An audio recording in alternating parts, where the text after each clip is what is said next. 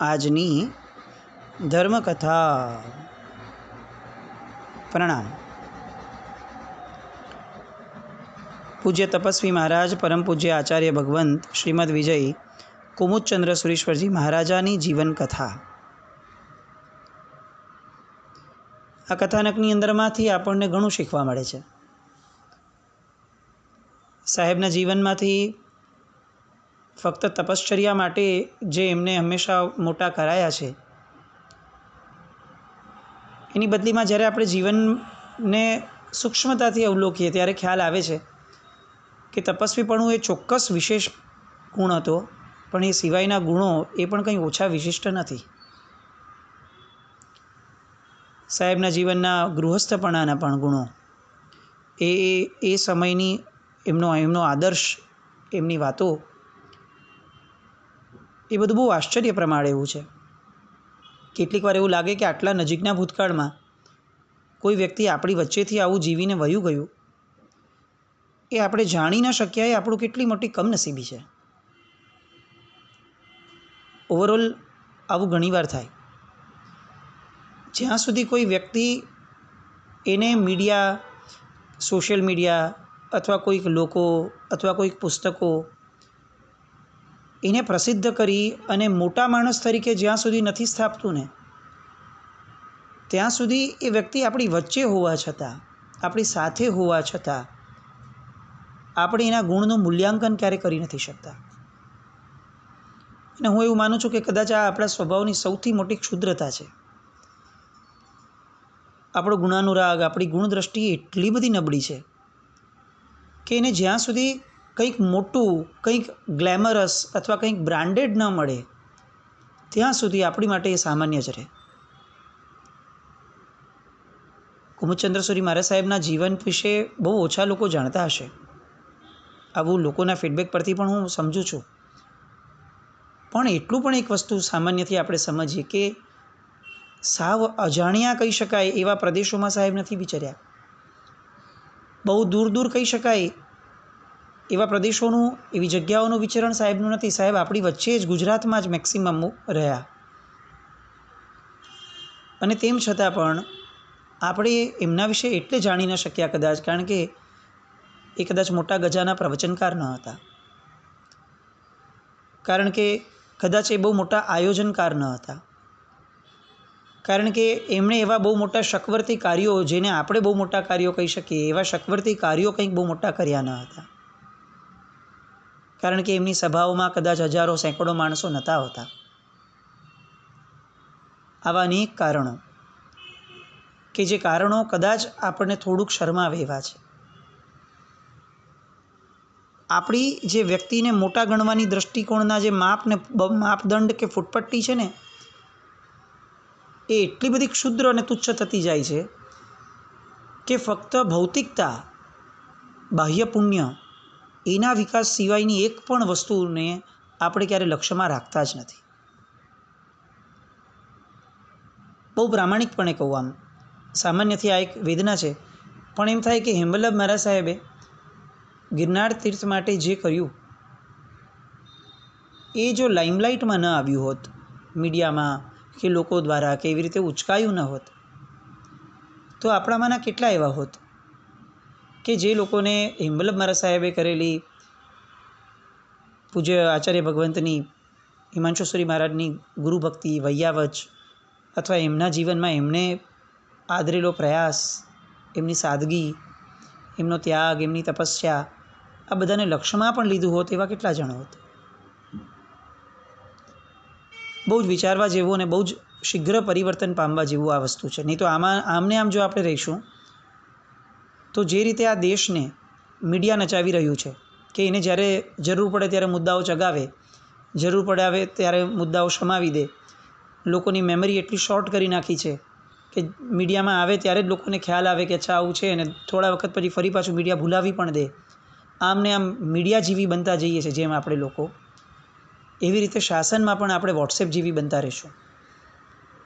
કોઈકે વિડીયો બનાવ્યો તો આપણે બહુ અનુમોદના કરી લીધી, અને પછી 2 દિવસ 3 દિવસ પછીથી એનો મનમાં વિકલ્પ પણ ન રહે કે આવું કંઈક હતું.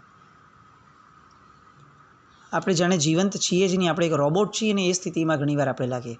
આજુબાજુ કેટલી બધી ઘટનાઓ બને છે, જરાક મોબાઈલ મૂકીને, વોટ્સએપ મૂકીને એક ચૈતન્યતા સાથે એ ઘટનાને માણવાનો, સંવેદવાનો એ પ્રયાસ જાણે આપણા જીવનમાં બચ્યો જ નથી.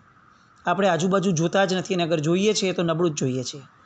દરેક પ્રસંગને ક્રિટિક્સ કેમ કરવું, એમાંથી નબળી વાતોને કેમ એનલાર્જ કરવી, એના સિવાય કદાચ આપણી પાસે બીજું કોઈ કાર્ય જ નથી. મહદઅંશે આજે જીન શાસનના મેજર જેટલા પણ પ્રોબ્લેમ્સ છે એના મૂળમાં આપણી આ વૃત્તિઓ છે કે આપણે ત્યાં સારું જોવાની વૃત્તિ જ નથી. કોઈએ કંઈ પણ કર્યું, સૌથી પહેલો વિરોધ ઊભો કરો. કોઈએ કંઈ પણ કર્યું એની ટીકા શરૂ કરો. અરે આપણું કોઈ યોગદાન જ નથી અને તેમ છતાં સંસ્થાઓની શું કરવું એવી શિખામણો આપવાનું શરૂ કરો. બહુ દુષ્કર ભવિષ્ય છે આપણું. ખેર, આપણે પૂજ્ય કુમુદચંદ્ર સુરી મહારાજની જીવનની સરસ મજાની વાતોની ધારામાં છીએ. એમના જીવનના કેટલાક મહત્ત્વના પ્રસંગો, મહત્ત્વની વાતો, એનો થોડોક સ્વાધ્યાય કરીએ. એમના ગૃહસ્થ જીવનની શ્રેષ્ઠતાઓ પૂર્ણ થયા પછી તે વિક્રમ સંવત 1997માં આશરે 45 વર્ષની આસપાસ સાહેબે દીક્ષા લીધી. પૂજ્ય શાસન સમ્રાટ, બાલ બ્રહ્મચારી વિજય નેમિસુરી મહારાજના પટ્ટધર, પૂજ્ય વિજ્ઞાન સુરી મહારાજના પટ્ટધર, પ્રાકૃત વિશારદ પૂજ્ય કસ્તુર સુરી મહારાજના શિષ્ય તરીકે પોતે પ્રસ્થાપિત થયા. મહાવત છઠના નવસારી ત્યાં એમની વડી દીક્ષા થઈ અને ત્યાંથી એમના સાધના જીવનનો જે પ્રારંભ થયો, કાયમ માટે લીલોતરીનો ત્યાગ, નિયમિત આઈમ્બિલ, 2 કલાકનું કાયમનું મિનિમમ મૌન, રોજની 20 બાંધી નૌકારવાળી નમસ્કાર મહામંત્રની, આ બધા નિયમો એમણે પહેલાં જ ચાતુર્માસથી લીધા. એમણે આ જીવન એટલે એમની આચાર્ય પદવી ન થઈ ત્યાં સુધીનો એમનો નિયમ હતો એક, કે મહિનામાં વધુમાં વધુ 4 દિવસ જ કાપ કાઢવાનો અને જ્યારે પણ કાપ કાઢે ત્યારે 1 ઘડાથી વધારે ક્યારેય પાણી વાપરવું નહીં. આ એમનો કાયમનો નિયમ હતો. જેમણે કાપ કાઢતા જોયા છે એ લોકોએ એવું લખ્યું છે કે સાહેબ કાપ પણ કાઢતા ને તો એક બહુ વિશેષ પદ્ધતિ હતી એમની, કે જે જમીન ઉપર એ પાણી કાપ કાઢતા હોય એ જમીન ઉપર સૌથી પહેલાં પાટલુંછણું મૂકે અને કાપ એવી રીતે કાઢતા પરાતમાંથી કે એક પણ ટીપું પાણીનું નીચે ન પડે. 2 ઘડીથી વધારે કાપનું પાણી ડોલમાં રહી જાય એવું એમના જીવનમાં એક પણ વાર બન્યું નથી. એટલે આપણે સમજીએ છીએ કે કાપનો ઓવરઓલ સમય કેટલો હશે. એની પહેલાં તો પાણી પરઠવાઈ ગયું હોય 48 મિનિટ પહેલાં. આવી સૂક્ષ્મ તકેદારીઓ પણ જીવના જીવનની અંદરમાં પહેલાં જ વર્ષથી આવી હતી. એવા પૂજ્ય કુમુદચંદ્ર વિજયજી મહારાજ. એની પછીનું ચાતુર્માસ એમનું થયું નવસારી. આ નવસારીની અંદરમાં ભંડારકરની પ્રથમ અને બીજી બુક ચાલુ થઈ. રોજનો 12 લોગસનો કાવસક જે કરતા હતા તે થયું. અભ્યાસ પાછળ બહુ જ સરસ ધ્યાન અપાયું. એ પાછળ વિક્રમ સંવત 99નું ચાતુર્માસ સુરત થયું. નીમુભાઈની વાડીના ઉપાશ્રયે ત્યાં એમણે કસ્તુર વિજયજી ગણીવર્યજી પાસેથી ત્રિષષ્ટિ શલાકા પુરુષનું ચરિત્રનું વાંચન કર્યું. એ જેટલા ભણ્યા હતા સંસ્કૃતના રૂપો, એ બધા રૂપોના ધાતુના એમણે એક આખી પુસ્તક બનાવી. એ વચલા સમયની અંદરમાં 4 પ્રકરણ, 3 ભાષ્ય, 6 કર્મગ્રંથ, આ બધું અર્થ સહિત ભણ્યા. રૂપાવલી અને ચંદ્રિકા વ્યાકરણની શરૂઆત કરી. 4 મહિના આંબેલ કર્યા. વિક્રમ સંવત 2000 ચાતુર્માસ હતું શિરપુર ખાનદેશમાં, મહારાષ્ટ્ર. આ ચાતુર્માસથી એમના જીવનમાં એક નવી વસ્તુ આવી કે આંબિલની અંદરમાં 5 દ્રવ્યથી વધારે દ્રવ્ય વાપરવા નહીં. આ જીવન એમણે આ નિયમને પાડ્યો. સાહેબની એક બેસ્ટ સ્પેશિયાલિટી ગણી શકાય કે એમણે જ્યારે નવા નવા નિયમ લીધા છે ત્યારે એમણે કોઈકને કોઈક મહાપુરુષના વચન અથવા આલંબનથી લીધા છે. કોઈ એક મહાત્માએ પ્રેરણા કરી એટલે એમણે આંબિલ શરૂ કર્યા હતા શરૂઆતથી જ. હવે કોઈક એક મહાત્મામાં એમણે જોયું કે આ મહાત્માને તો 5 દ્રવ્યોનો નિયમ છે. કદાચ એ મહાત્માને આજીવન ન હતો, પણ સાહેબને એમ થયું કે મારું સત્વ ફોરવાય છે તો હું તો આજીવન આ નિયમ રાખું, એટલે એમણે એ નિયમ લીધો. એ પછીથી 2001ના ચાતુર્માસમાં પોતે ઇન્દોર હતા. ઇન્દોરમાં પૂજ્ય મોહનલાલજી મહારાજ સાહેબના શિષ્ય પૂજ્ય પુષ્ય મુનિજી મહારાજ સાહેબ એ બિરાજમાન હતા. એ એમની પાસે જતા કેટલીક વાર, અલગ સંઘમાં ચાતુર્માસ હતા પણ એ કેટલીક વાર આવી રીતે જતા વંદન કરવા અને એમની હારે બેસવા માટે. એમણે ત્યારે એવી પ્રેરણા કરી કે ફક્ત દ્રવ્યોનું પરિમાણ એટલા માત્રથી તમે અટકી જશો તો તમારી ધારામાં કેટલેક અંશે ક્યાંક ક્ષોભ રહેશે. દ્રવ્યના પરિમાણની સાથે એના વજનનું પરિમાણ, એની ક્વોન્ટિટીનું પરિમાણ એ પણ લાવવું જોઈએ. કારણ કે ઉણોદરી તપ જે છે એને ક્વોન્ટિટી સાથે સંબંધ છે.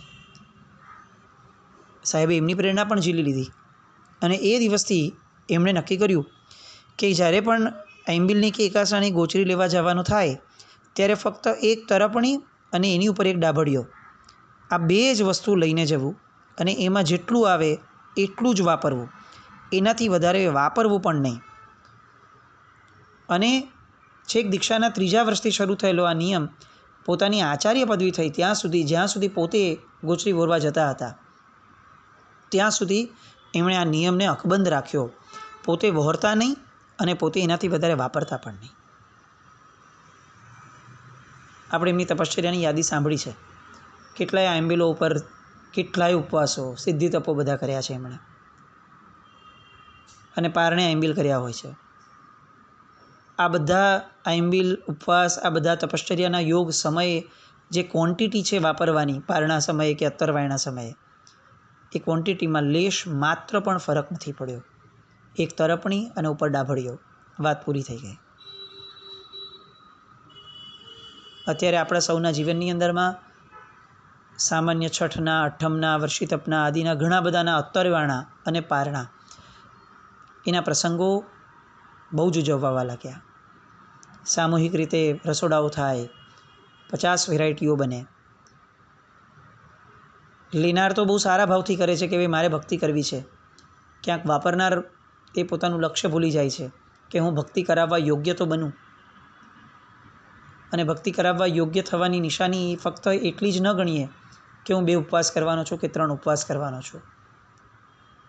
એ ભક્તિ કરાવવા યોગ્યની પાત્રતા એ પણ ગણીએ કે હું આહારની સંજ્ઞાનો વિજેતા બનીશ. ફક્ત આહાર ત્યાગી બનવું એને તો કઈ રીતે આપણી પાત્રતા ગણી શકાય વિશેષ. સાહેબે સિદ્ધિ તપના અત્તરવાણામાં પણ આ એક ડાભડિયા જેટલું પણ વધારે વાપરવાનું પસંદ નહોતું કર્યું, સ્વીકાર્ય નહોતું કર્યું. અને આપણે મારે આવતીકાલે ઉપવાસ છે એમ વિચારી અને કેટલી બધી વાર એક્સ્ટ્રા વાપરી લઈએ છીએ. કદાચ એવું લાગે કે નિશ્ચયની અપેક્ષાએ વિચાર કરવા જઈએ તો એ ઉપવાસને પણ ઉપવાસ ગણવો કે નહીં એ પ્રશ્ન થઈ જાય. કારણ કે ઉપવાસ નિમિત્તનું વપરાય તો ગયું જ છે, તો હવે પછી એને ઉપવાસ કઈ રીતે ગણવો, એ સ્થિતિમાં આપણે આવી ગયા. આવા સમયે કુમુદચંદ્ર વિજયજી મહારાજ સાહેબ, એને આપણે જેન્યુઇનલી આદર્શ તરીકે રાખવા જોઈએ.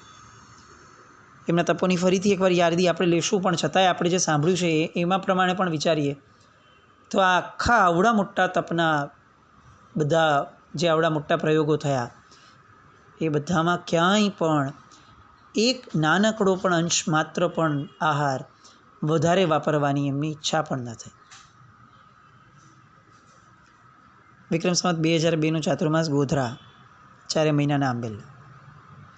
2003 ખંભાત ચોળાવાડામાં.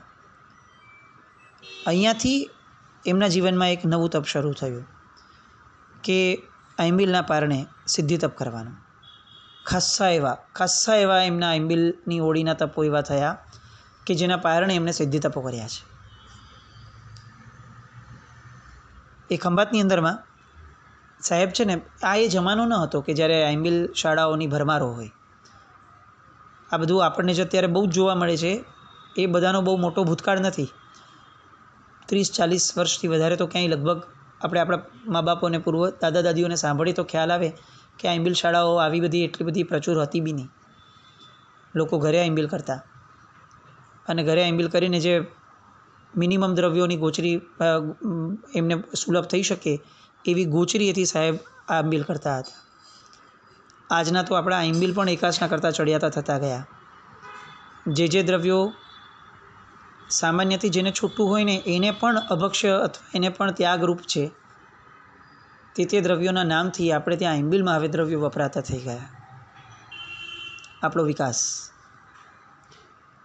ખેર વિક્રમ સંવત 2004 રાજનગર પાંજરાપોળ સાથેનું એમનું ચાતુર્માસ.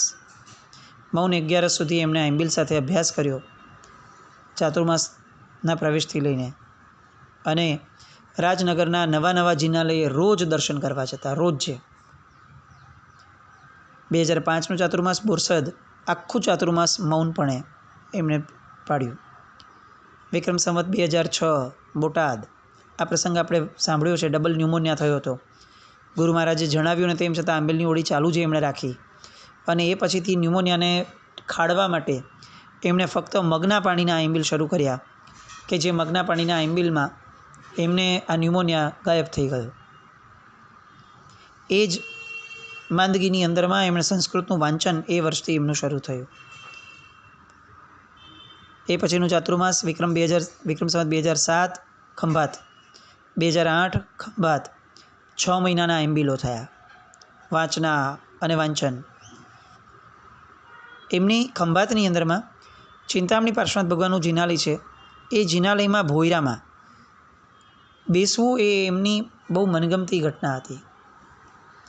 સાહેબ બહુ બેસતા એ ભોયરાના જિનાલયમાં ભગવાનની સામે.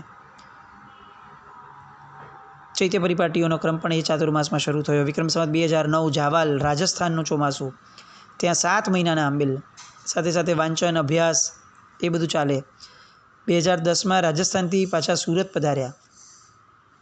ચાતુર્માસના પ્રવેશથી આંબિલ શરૂ થયું. એ ચાતુર્માસની અંદરમાં એક નવો આયામ શરૂ થયો.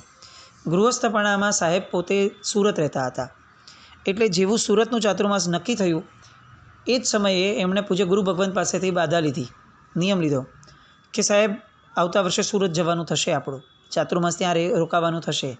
હું સુરતનો જ છું, સુરતમાં રોકાયેલો છું, રહેલો છું, એટલે સાહેબ એવું બહુ જ થશે કે લોકો વારંવાર આવીને મને મળશે, મારી આગળ બેસશે, કેટલોક વ્યવહાર સાચવશે, અને મારે એમની સાથે સમય વિતાવવો પડશે, જેનો કોઈ અર્થ નહીં હોય, સાર્થક સમય નહીં હોય સાહેબ.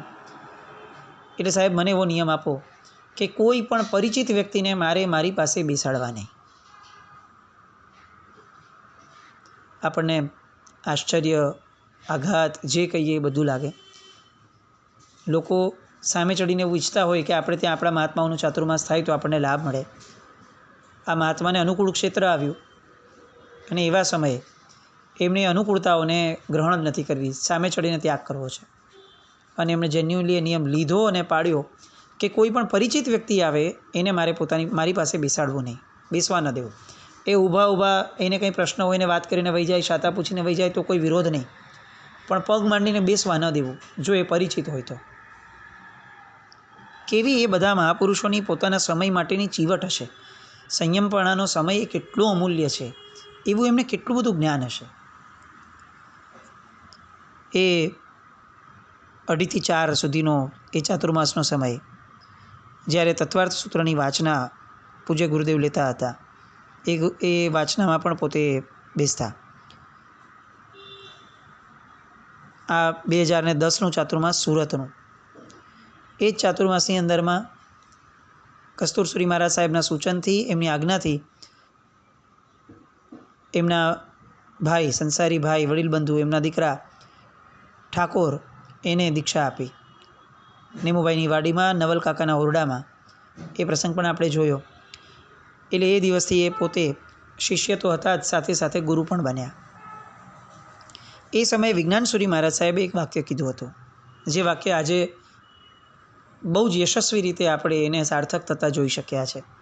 વિજ્ઞાનસુરી મહારાજ સાહેબે ત્યારે એક વાક્ય કીધું હતું કે આપણા ગ્રુપની અંદરમાં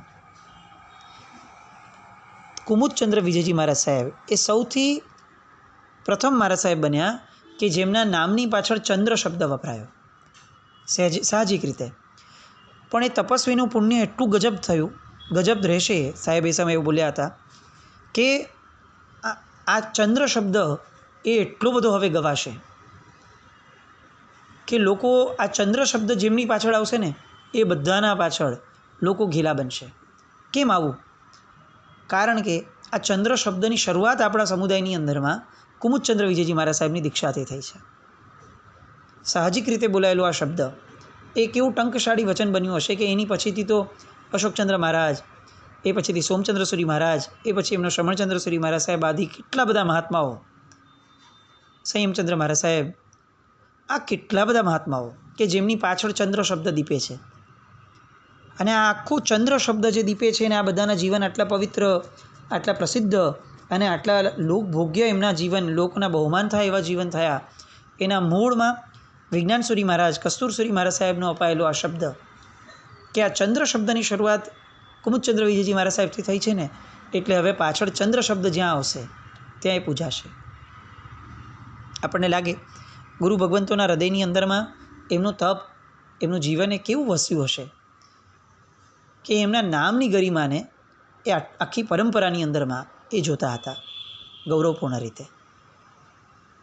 ગુરુના હૃદયમાં વસેલા શિષ્યનું સ્થાન એ શિષ્યના જીવનની સાર્થકતા અને સફળતા છે. આવી સફળતાને વરનારા એવા એ પૂજ્ય કુમુદચંદ્ર સૂરી મહારાજ સાહેબ. હજી એમના જીવનના ઘણા પ્રસંગો અને સૌથી મહત્ત્વનું એમના સમાધિ મરણનો આખો પ્રસંગ. અને એના કરતાં પણ વધારે મહત્ત્વની એક વાત કે એમને પોતાને સમાધિ મરણ પ્રાપ્ત થાય એ માટે પોતાના સંયમ જીવનની અંદરમાં એક તપ કર્યો હતો. આપણી આગળ છે ને આની પૂરેપૂરી જાણકારી કદાચ નથી, કોઈક ગુરુ ભગવંત આગળથી મેળવવી પડે. પણ એ વાત કે જે સમાધિ મરણ માટે આપણે ત્યાં એક આયામ દર્શાવ્યો છે કે જીવે પોતે પોતાના સમાધિ મરણ માટે આવો તપ કરવો, આવું જાપ કરવું, એનો કંઈક જેટલો પણ ચિતાર આપણી પાસે છે એ બધી વાતો એની માટે ફરી આવતીકાલે મળીએ. જીનાજ્ઞા વ્રત કંઈ પણ બોલાવ્યો તો મિચ્છામિ દુક્કડમ. જૈનમ જયતિ શાસનમ.